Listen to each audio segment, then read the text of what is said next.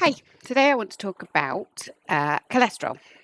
Um, it's one of the things that drives me slightly mad is our obsession with cholesterols. In A&E, when I worked in acute medicine, they used to do an acute cholesterol. Never used to, I never understood it. Anyway, cholesterol is one of those blood tests that matters, but doesn't always. And that's partly because what we tend to do is reduce a very complicated, complex picture down to a single number that then really scares everybody. Um, and there are so many patients who come to my clinic who are terrified of their cholesterol.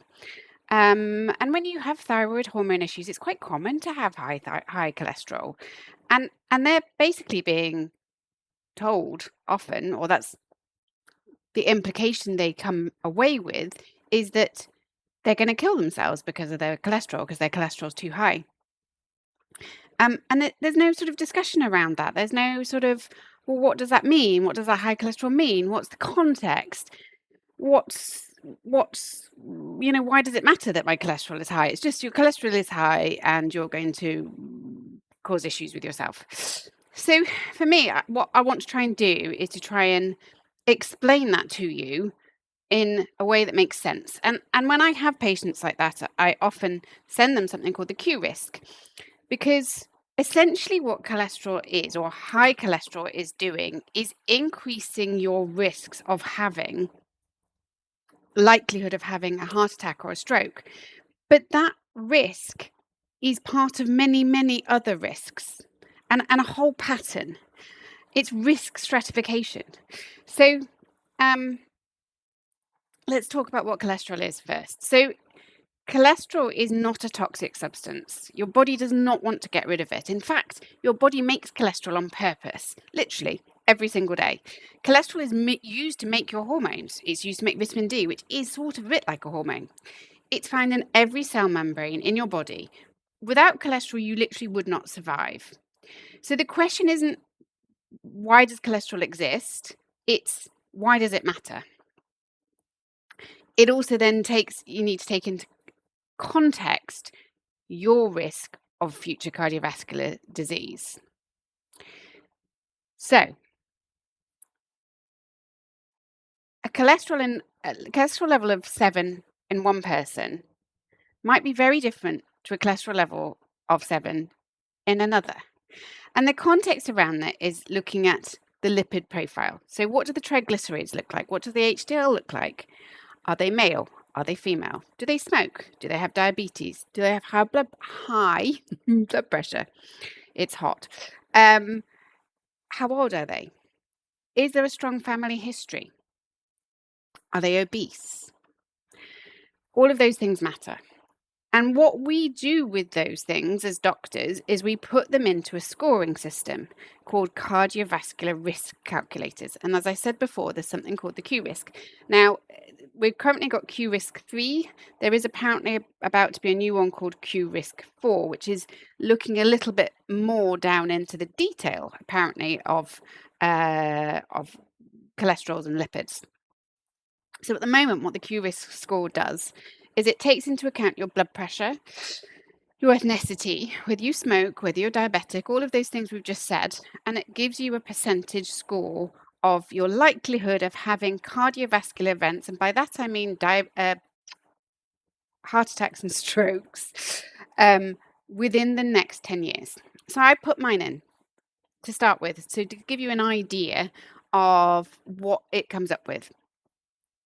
So I put mine in with what my cholesterol levels are. It's actually a ratio. It wants you to put in a ratio of cholesterol to HDL. And my risk came up at 1.1% in the next 10 years, which is pretty small. I then wanted to see what would happen if I then put my cholesterol really, really high. My risk went up by 0.7%. Now, that's not very much, really, in the grand scheme of it. Interestingly, I then did it as if I was a man with exactly the same details, and my risk went up to 4%.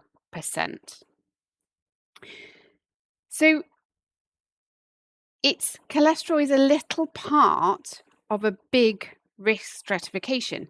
Now, Q-risk, of course, is not perfect. It's not gonna exactly tell me that I've only got a 1% chance of dying tomorrow. Of course it isn't, but it gives us an idea. It gives us a risk idea. For me, what I want to happen to you is that you're not obsessing over one number all the time, and that you can start to understand why it is important in medicine, but equally why it may not be important to you at your particular time of life. Um, Diet is another thing that people talk about with cholesterol. Of course, it matters. Diet matters for health, but actually, diet is not the biggest thing that determines your cholesterol level. I had someone many years ago who was literally having double cream with his porridge, a lot of double cream. He was making his porridge with double cream every single day. I suspect that may have had some impact on his cholesterol levels. But ultimately, if you're eating good, healthy foods, the likelihood of you suddenly switching from butter to what was the thing that somebody said? Benecol, which is highly, highly processed, the likelihood of that changing much of your cholesterol level is minimal. Biggest impacts on cholesterol levels are genetics, age, menopause, thyroid function, insulin resistant, and how your level processes cholesterol. So the message is really what you need to be doing is sorting out your thyroid, your menopause, much more than sorting out the basic cholesterol. So if you do have a high cholesterol, I think the message is don't panic. This is part of a risk stratification.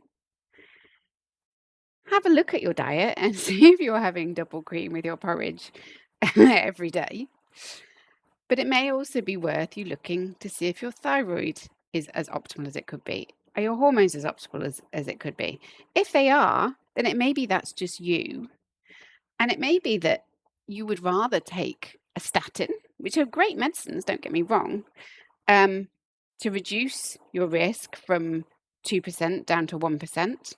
But equally, you may say, do you know what? That risk is quite small. I'm going to go with that.